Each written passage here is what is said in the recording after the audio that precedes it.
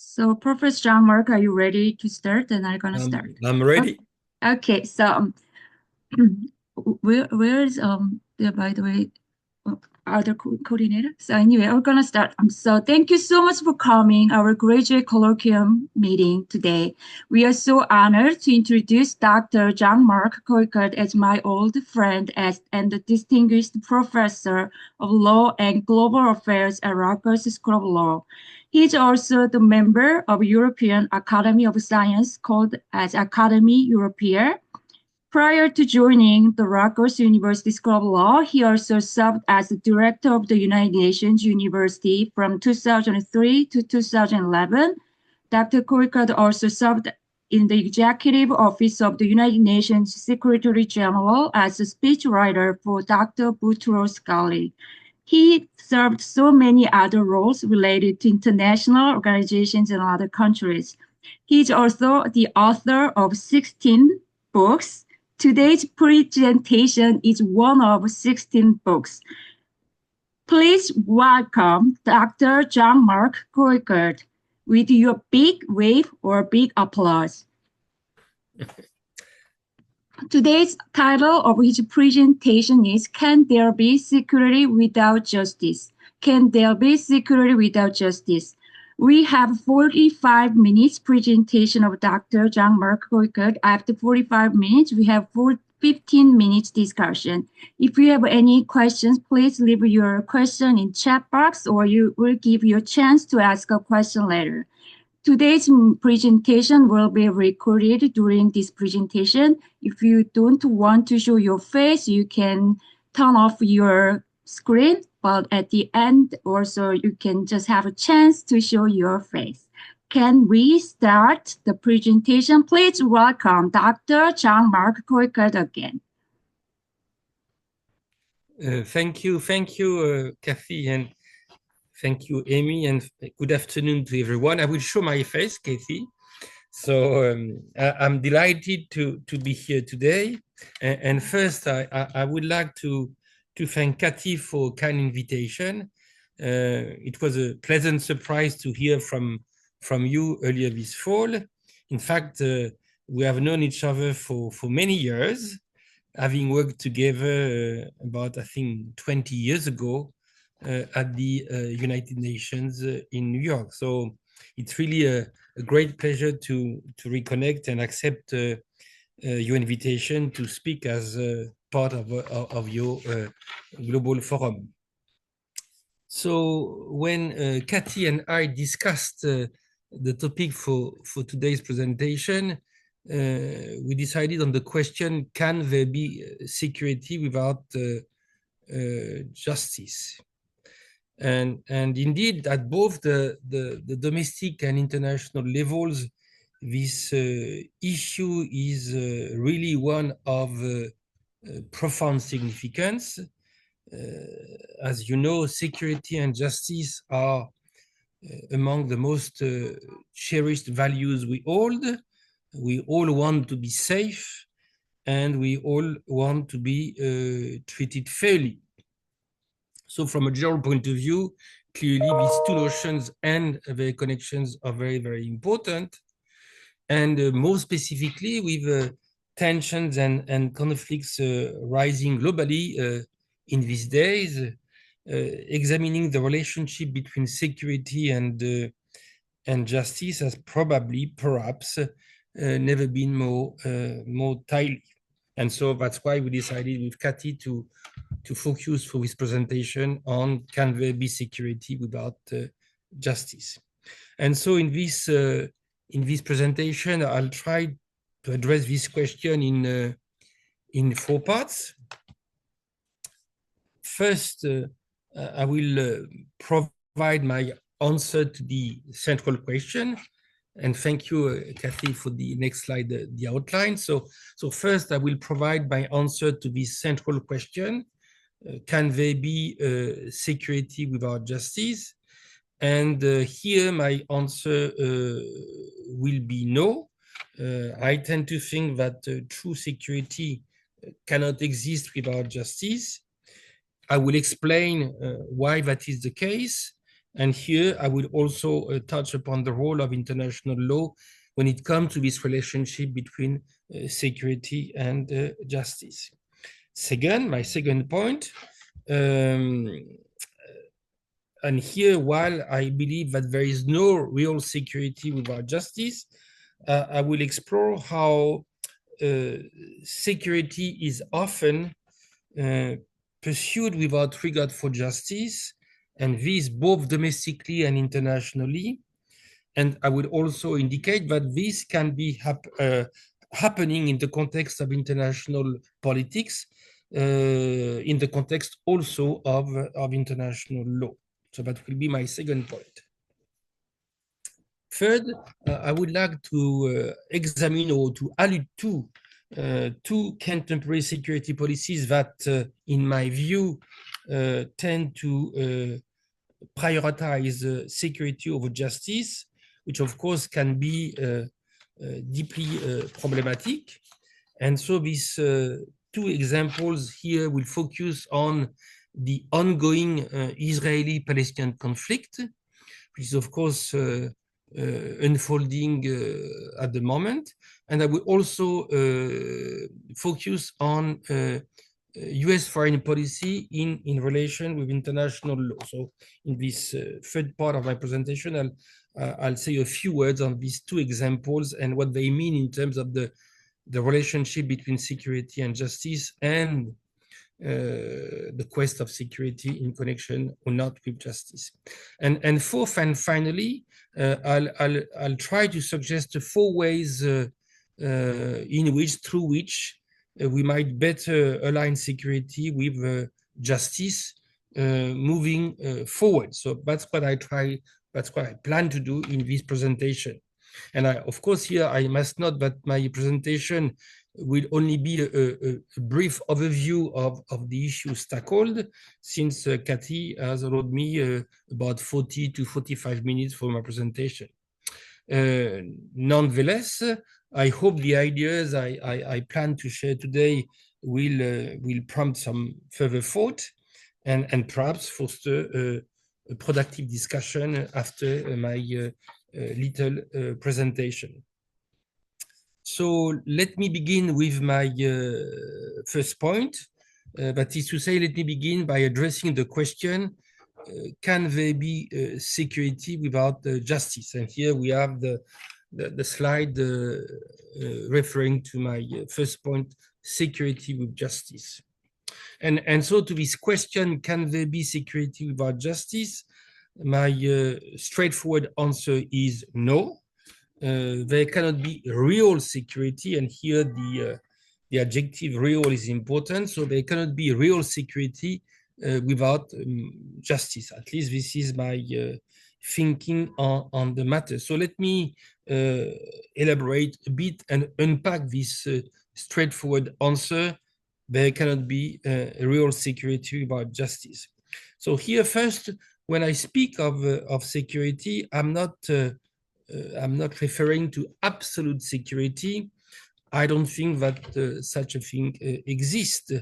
There will always be some level of uncertainty in life, in private life, in public life, and as a result, insecurity as a byproduct of uncertainty is a constant part of life, of individual life, as well as collective life. It's part of history. So uncertainty brings a sense of insecurity. So I'm not talking about here absolute security. What I mean by security is simply stable and sustainable peace and security, both internationally and domestically, and stable and sustainable peace and security that, while not being absolute, it's still good enough so that we can rely on and trust. And so why does stable and sustainable security require justice? And none of this is rocket science. It's quite straightforward. It's quite simple. Justice is essential to lasting security, because when people feel that their rights are respected and that their voices are heard, I think that they are less likely to challenge the existing order or resort to conflict. And once again, I think this is quite common sense. When people's right, whether individual or collective rights, are recognized and upheld, it seems to me that they have no reason or little reasons to contest the rights of others or the system or the systems that distribute these rights, be it political systems, legal systems, economic systems, or social systems. So, in other words, it seems to me that justice creates a balance of rights and responsibilities, a balance of rights and duties, helping to form a secure and predictable environment where people can live without fear or with a minimum of fear.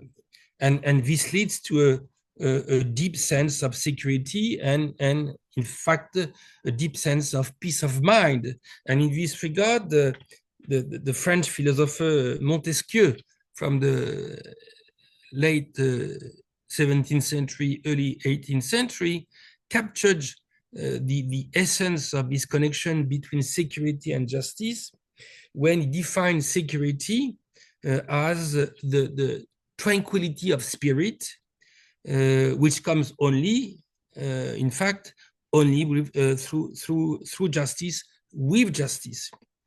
So thus, my conclusion to this connection, which I see existing between sustainable security and justice, is that justice, when it comes to its relationship with security, justice is not secondary or external in the pursuit of security. It is central to it. Justice is an integral part of security. It is primary and internal to security. This is what I state in this slide here. Justice is not secondary and external to security, which people focusing on the central role of the military and on the central role of police tend to think. Justice is primary and internal to security. So it's an invitation to think hard about the strong connection existing between justice and security. So what does this relationship between security and justice, defined so far in general terms, what does this relationship between justice and security mean in the context of international law? Well, in principle, international law plays a critical role in bringing security and justice together. This is certainly one of the ambitions of international law, and it is these ambitions that gives credibility, legitimacy, and justification to international law.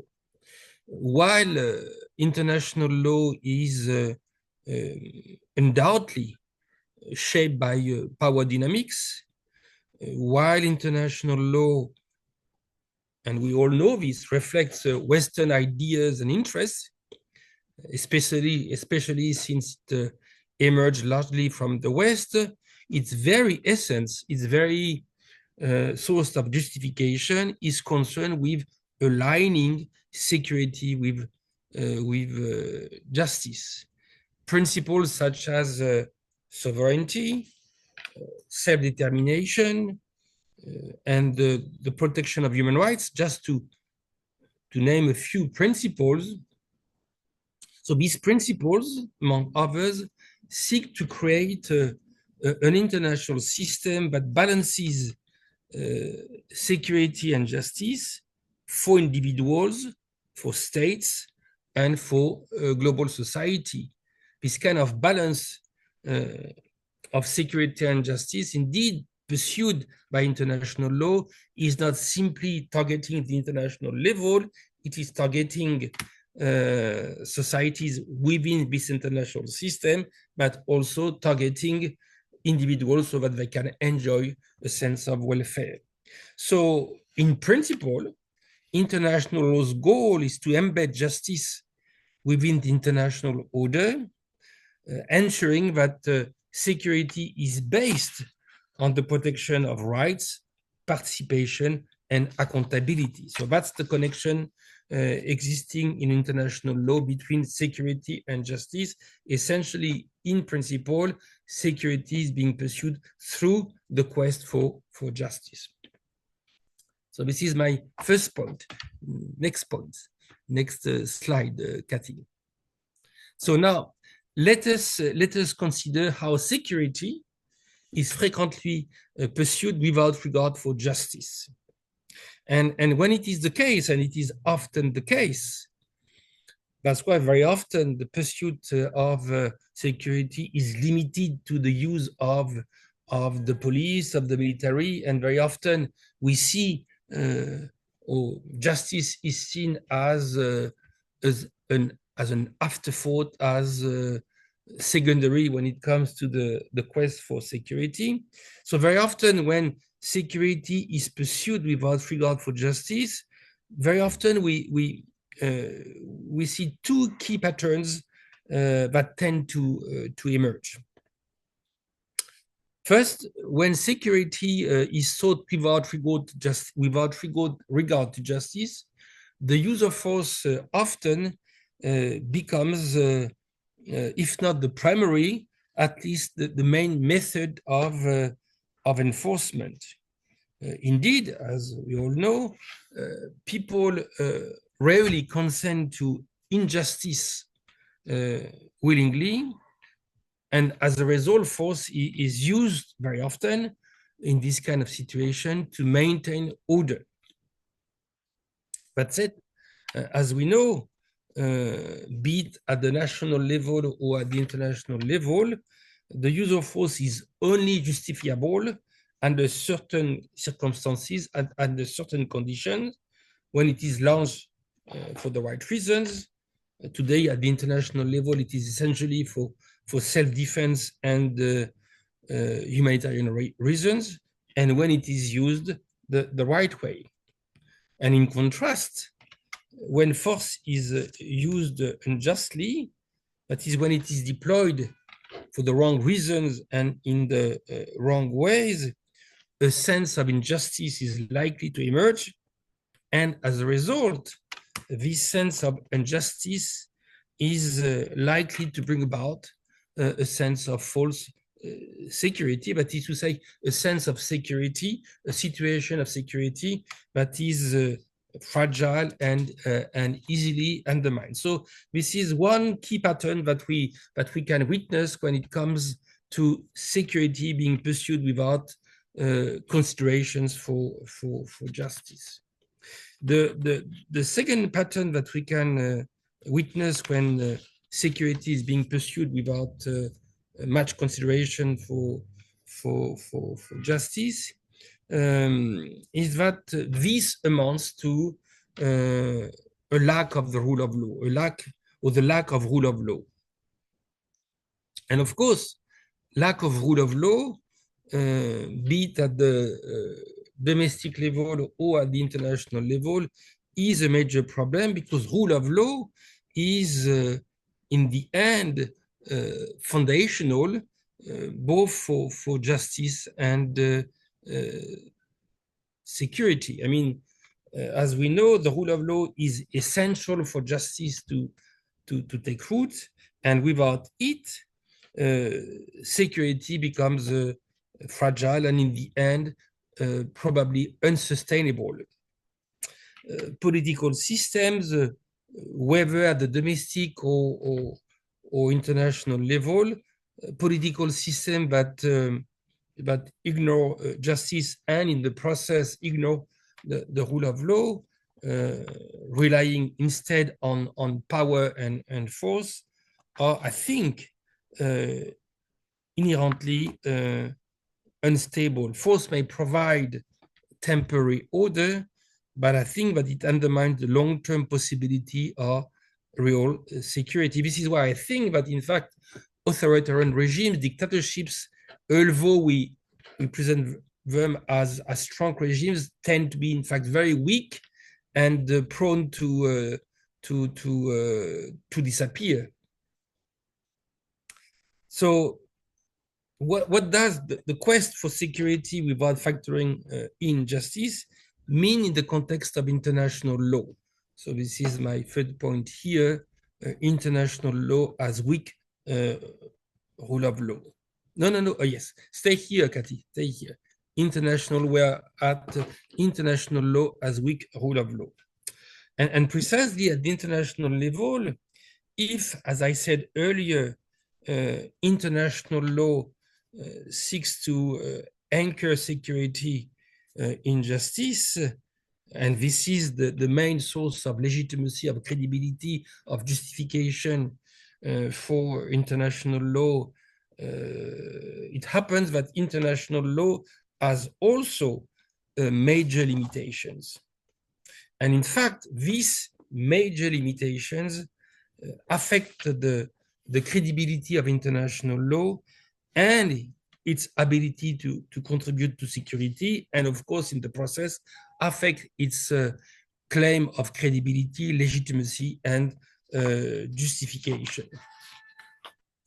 And one of the main limitations of international law when it comes to security is that ultimately it makes the pursuit of international justice optional.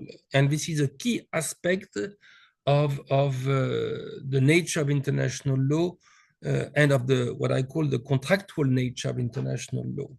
Indeed, by making the pursuit of international justice optional,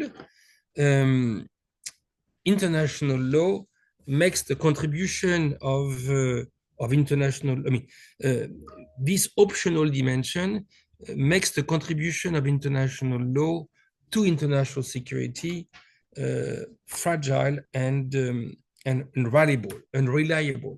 So let me explain a little bit. So from a general point of view, for security to be based on justice and as such, to truly be able to achieve security, there is a need to make justice an imperative.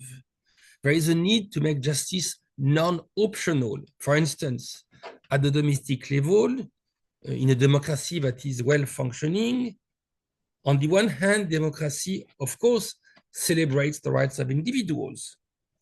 But democracy also limits these rights, and these for the sake of individual and collective rights, and these for the sake of individual and collective justice. Think about the following fact.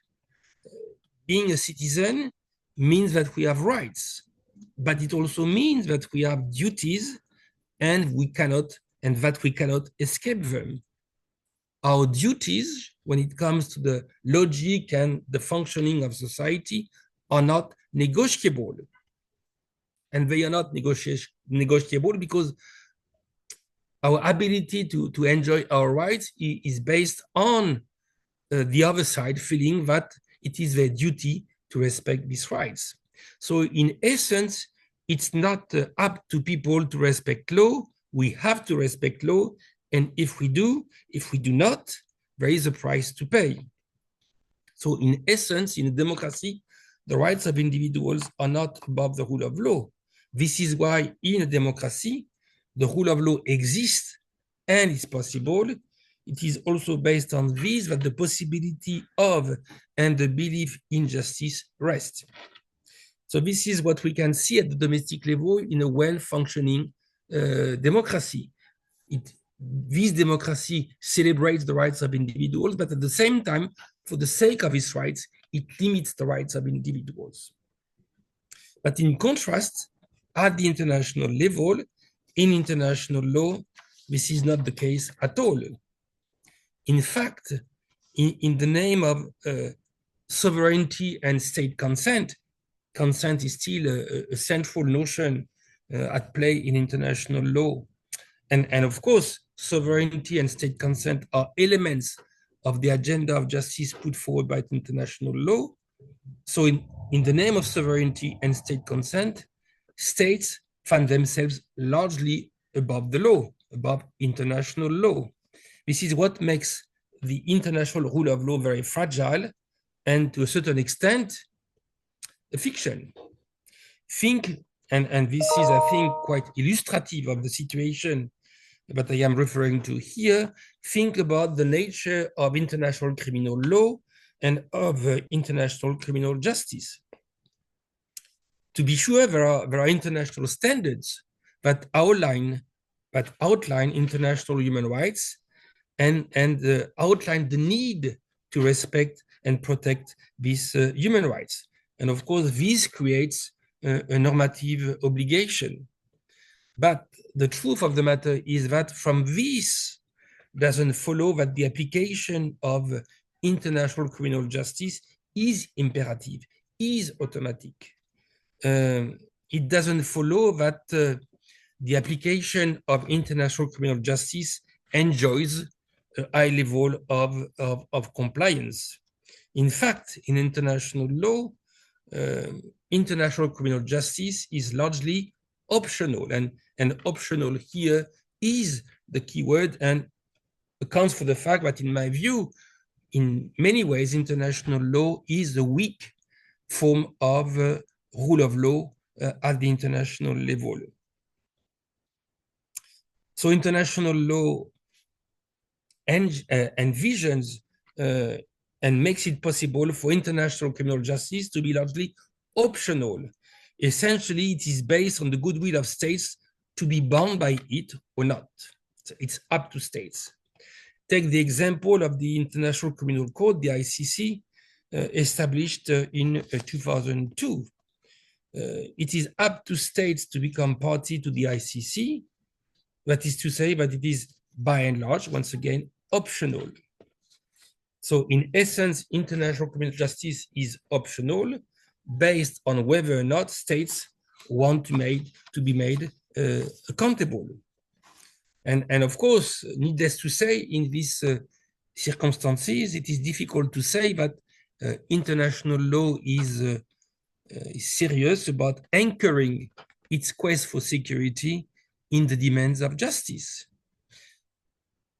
In the process, international law, its lack of seriousness concerning, I think, the articulation of security and justice fuels insecurity. Knowing that accountability is weak at the international level, it becomes tempting for states to see war and violence as a reasonable course of action. Actors using violence can be prone to believe that through the use of force, they can impose their will if they prevail. They can be prone to think that they can avoid compromise if they win. Maybe this has been Putin's thinking when he decided in the winter of 2022 to invade Ukraine. He probably did not think that Ukraine would resist and that the West would support Ukraine. Putin probably thought that in a way he could get away with murder. So as such, in my view, the low level of accountability and compliance engineered by international law, because this is the making of international law and of the actors who have created international law. So the low level of accountability and compliance engineered by international law regarding the demands of justice tends to perpetuate cycles of conflict and insecurity. And of course, this is a problem. So let me now turn to my third point. Thank you, Cathy. So let me now turn to my third point, which is about two contemporary examples where the pursuit of security often tends to overlook justice. And here I want to refer to the Israeli-Palestinian conflict and US foreign policy. So let me say a few words when it comes to a few thoughts. Let me share a few thoughts on the Israeli-Palestinian conflict. In my view, of course, both Israelis and Palestinians have the right to exist and it is on the recognition of this mutual right that lasting peace can be built. It seems to me that for security to achieve in the region, both sides must feel that their rights are respected and that their voices are heard. Without justice, specifically without a shared sense of justice, which is key, there can be no lasting peace or security in the area. Unfortunately, as we can see, there seems to be no shared understanding of justice in this conflict. Both sides have been so deeply traumatized by history and are so entrenched in their respective victim identities that reaching a common ground is extremely difficult. One of the tragedies of the Israeli-Palestinian conflict, and there are many tragedies that are part of this conflict. So one of the tragedies of the Israeli-Palestinian conflict is that, to a certain extent, it is indeed a confrontation of two victim identities shaping the mindset, the actions of the two actors. A victim identity on the Israeli side, which largely stems from the legacy of the Holocaust, and a victim identity on the Palestinian side, which largely stems from how Palestinians are viewed by and treated by Israel, and to some degree by the West. So that's the situation. And yet, international law has taken a stance on the conflict. You will recall that a few months ago, in July 2024, the International Court of Justice, which is the highest authority when it comes to international law and international justice, if you will. So the ICJ declared Israel's occupation of the Gaza Strip and the West Bank, including East Jerusalem, unlawful alongside its settlement regime and annexation. And so this ruling underlines the role of international law in demanding justice. But until there is political will to address these issues and achieve a shared sense of justice, which I think is the key word here, the key expression, a shared sense of justice, security, I think, in the region will remain elusive, and violence and war will continue. So what about my second example, US foreign policy in relationship with international law? So when it comes to US foreign policy and international law, it seems to me that US foreign policy presents some kind of a paradox in the relationship between security and justice. On the one hand, the US has been instrumental, has been decisive in shaping international law, particularly post-World War II. Indeed, among other things, the US has played a major role in establishing international human rights norms.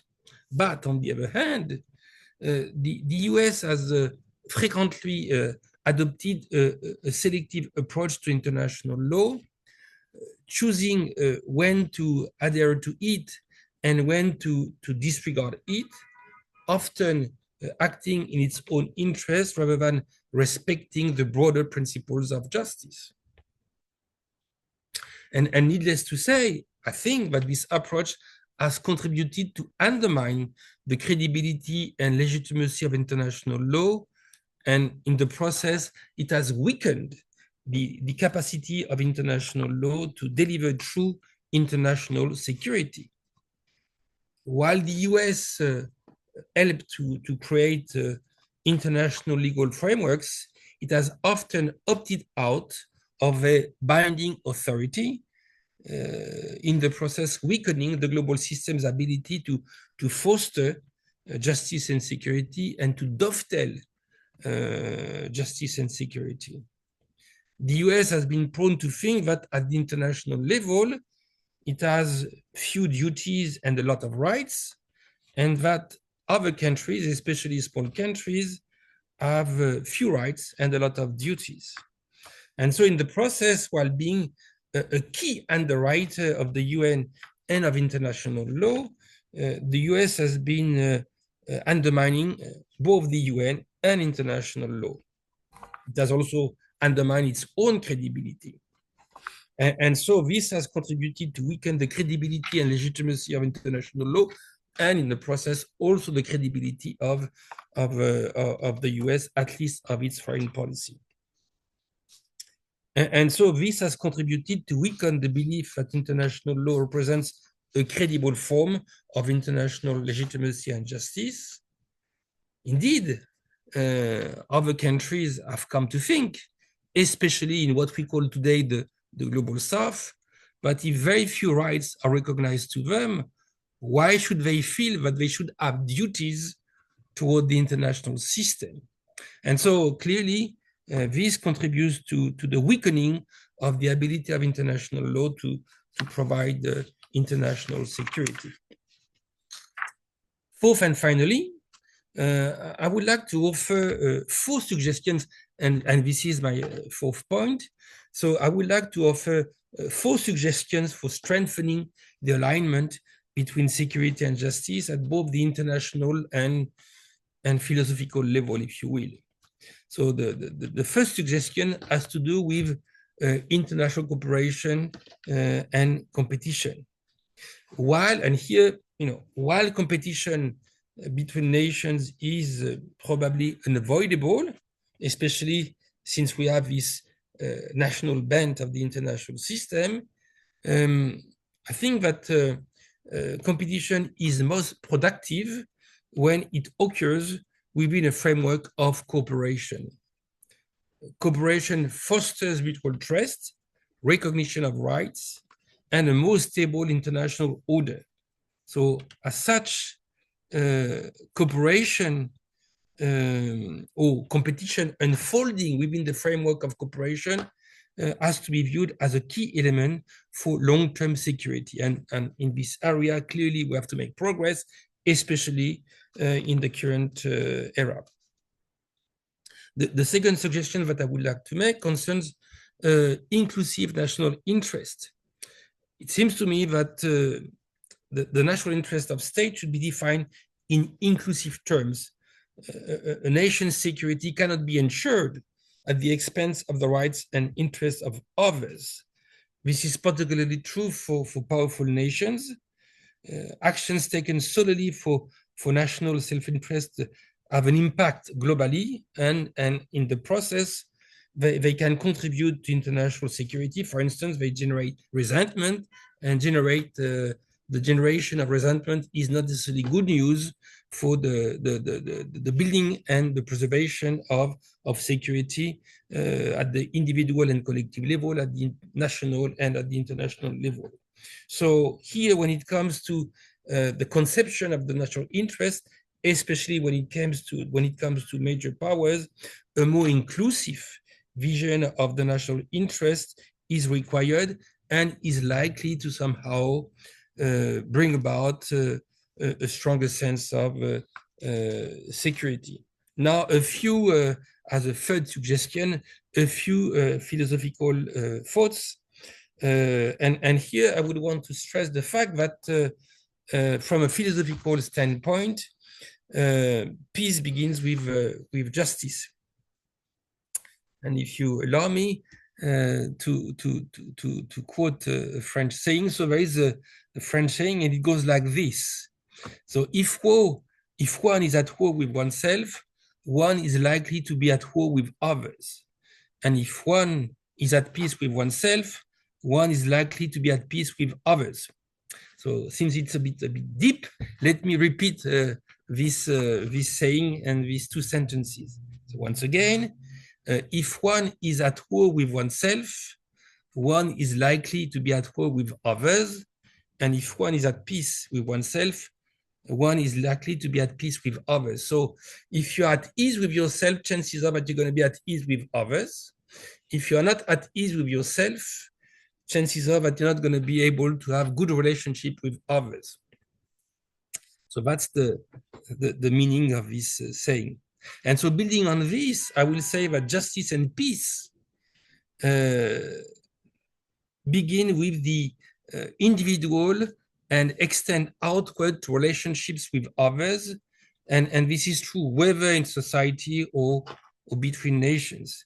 Hence, we have to reflect on the need to answer the following question. How do we achieve peace, inner peace? How to achieve inner peace? I like to watch movies. I don't know if you have ever seen the movie Kung Fu Panda, especially the first one. And in this movie, Kung Fu Panda, which is a cartoon, the question of inner peace and inner peace as a tool of justice is at the center of the movie. I don't know if you have seen the movie. I don't know if you recall the movie, but in this movie, especially in Kung Fu Panda 1, the wise and sage master of the Jade Palace, Shefu, Master Shefu, is the gatekeeper to many of the legendary secrets of Kung Fu and acts as a mentor to Po the panda. And becoming a Kung Fu master is all about inner peace, and on the basis of this inner peace, about justice and security brought to the world. So the point here is that there is no justice among people, no justice amongst societies, and therefore no security among people, no security among societies if people and societies are themselves are not themselves at peace with themselves. So something to think about. Once again, if a society is restless within, chances are that this society is going to be restless when it comes to its relationship with others, and therefore chances are that there will be a culture of insecurity that will develop. So I hope what I'm trying to say here is clear enough and makes sense. I know that it's a bit philosophical. In any case, I recommend you to watch the movie in order to think further on international law and international politics. And here I'm half joking. I mean, I think it's an interesting movie when it comes to its implications in terms of order. And my fourth suggestion has to do with reforming a bit international law. As Cathy mentioned in a kind presentation, in a forthcoming book that I will publish in a few months, titled The Law and Politics of International Legitimacy, the book will be published by Cambridge University Press. I explore how international law could become more legitimate and thus more effective in providing security at the international level and security at the domestic level. And in this book, I identify 6 key principles that, if taken more seriously than is the case today, 6 principles that would strengthen the connection between justice and security at the global level, and as such would strengthen the ability of international law not only to be more credible, more legitimate, but also to provide a better sense of security. And so what are these 6 principles? So I'll give you the list, my little list here. So in the book, I talk about the need to strengthen consent, the need to strengthen the demands of justification, the need to strengthen accountability, the need to be more consistent in the interpretation and application of international law, especially on the part of powerful member states. So to have a less self-serving approach of international law, the need to strengthen representation and participation, and finally, 6 principles, which is more like an overall requirement, the need for non-abuse of power. So I don't have the time here to unpack the exact meaning of these principles and how their relations can contribute to a more just and more effective security provider of international law, but keep them in mind. if you want to further research on the matter, it seems to me that these principles enhance the legitimacy of international law and in turn, its ability to foster security through justice. So in conclusion, and I guess you know, the message is clear, real security is rooted in justice, both at the international level and at the domestic level. When justice is underlined or no, when justice is sidelined or ignored, security becomes fragile, temporary, or easily undermined. So to create lasting security, we truly must try to place justice at the heart of our policies, and these both domestically and internationally. So I think I'll stop here. I thank you for your attention, and I'll be happy to answer your question as best as I can. Thank you. Thank you again. So please give a big applause and a big wave to our Professor Jean-Marc Coicaud. Really appreciate it. Really great presentation. We learned a lot. So now if you have any questions, please raise your hand and give a question, or you can leave your question on chat box. Actually, Atta, you raise your hand, please go ahead about your question. Hello, can you all hear me? Hello, yes. Yeah, thank you very much, Professor Jean-Marc. It was a very nice lecture. I do have a thought, but it's more on the domestic context. So I feel like governments, especially those that lean toward the authoritarian spectrum, seem to maybe use security to justify their actions, right? When they try to take away some rights or maybe some due process. So in that sense, justice, is taken away. And because I am doing research in the technology law, I could maybe give an example of the use of face scan CCTVs, like those cameras that could identify you in real time. And I feel like many governments around the world are trying to use this technology in public. And in one sense, they take away people's willingness to go out and to express their voices because they don't want to be identified in public by the government. But in the other sense, the government say that, oh, these cameras can reduce crime rate, could help the police identify the criminals. So maybe, certain parts or certain areas could get more peaceful in some sense because, people are less afraid to go out and do bad things. Yeah, so in this sense, it seems like there might be some peace without justice in the perspective of government. They might want that, and I wonder what you think about this, and would this kind of domestic affairs thinking affect the international one as well? Thank you. Thank you, Atta. Well, you will recall that I started my presentation by stating that, in fact, people, both at the individual and collective level, at the national and international level, tend to value or highly value two values.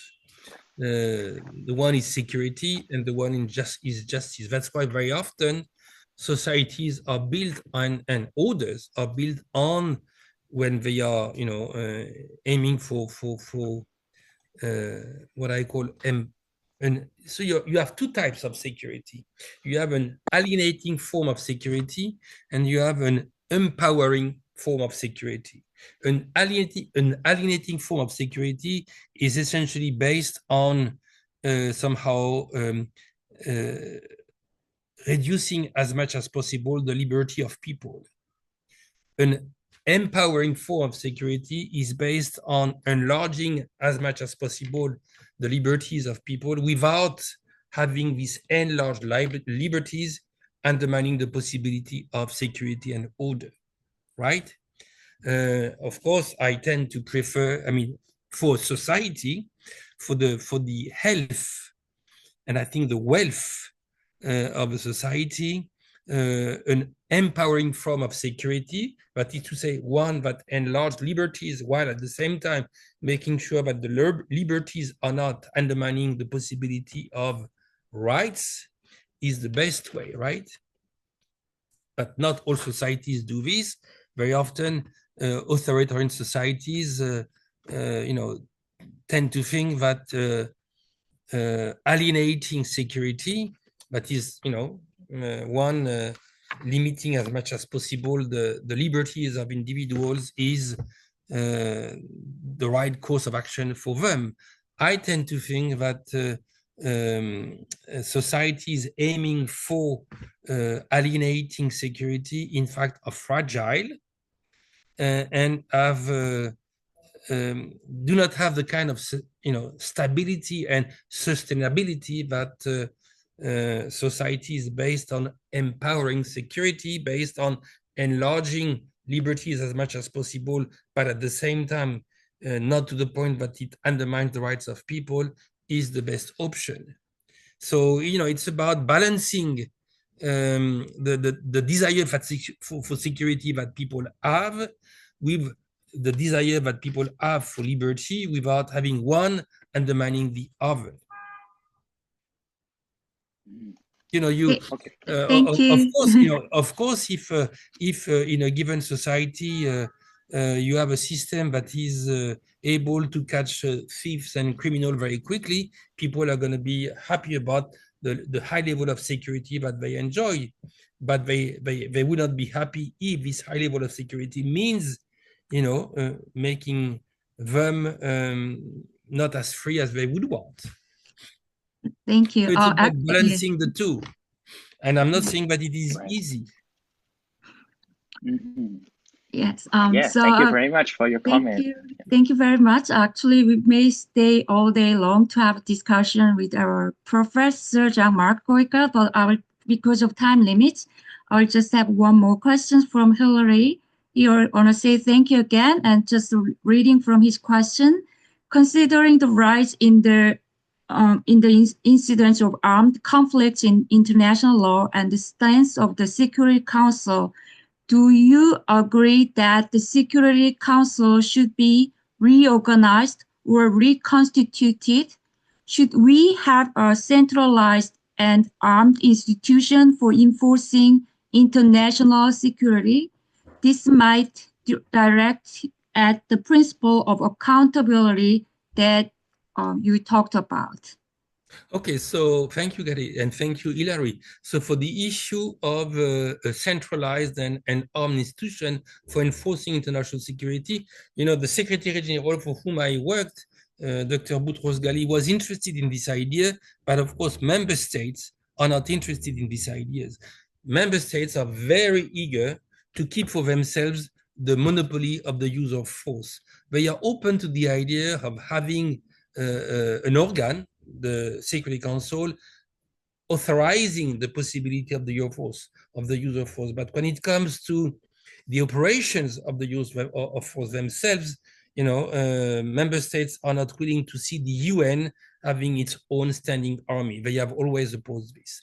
And then your second question, which is in your email, your first question, what about the remaking of the Security Council? Of course, we should be remaking the Security Council, keeping in mind two imperatives: make it more representative, but at the same time still able to be able to take decisions, to be effective in terms of decision making. So yes, we should reform it along these two principles: effective decision making, better representation. The problem is, how do you do that?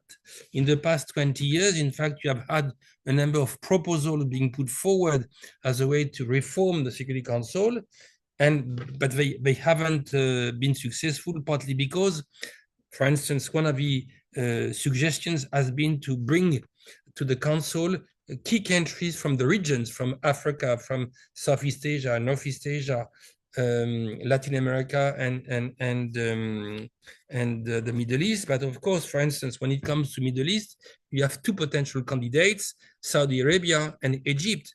But of course, you see, Egypt doesn't want to have Saudi Arabia becoming a member, permanent member, and Saudi Arabia doesn't want Egypt becoming a member, permanent member. Same thing for Southeast Asia. You have a competition between India and Pakistan, for instance. And so this regional competition among potential candidates at the regional level makes it impossible, in fact, was made it impossible for a reform of the Security Council to happen. And of course, it suits the people already on the Council, because it tells them, well, if we cannot agree at the global level and the regional level on potential candidates, yeah, the status quo suits them. Thank you. So we really want to have more questions, but because of time limits, we wrap up this session. Please give a big applause or big wave again to show our thanks to Professor Jean-Marc Coicaud. Thank you. And thank you, Kathy, for the invitation, and thank you, students, for your time.